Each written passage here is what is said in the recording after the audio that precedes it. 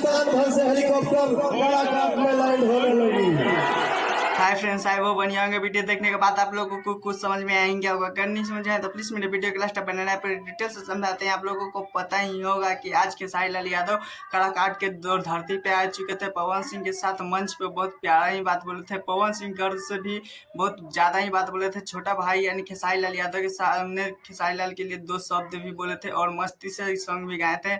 आप लोगों को बता दूं, जब खेसारी लाल साथ है और पवन सिंह के साथ कलाकार में जब दोनों बात कर रहे थे तो कुछ लोग पवन सिंह के विरोधियों को जलन हो रही थी। आप लोगों को बता दूं कि साथ में आप लोगों को पता ही होगा कि ज्योति सिंह पवन सिंह भी आप लोगों को इलेक्शन के लिए कलाकार के जीतने के लिए कितना मेहनत कर रहे हैं, लेकिन इसके बावजूद भी जब खेसारी लाल यादव आ गए हैं कलाकार में तो बहुत मजा आ गया था। खैर मैं पहले तो चैनल को सब्सक्राइब, वीडियो को लाइक करें, कमेंट जरूर बताइएगा कि आप किसको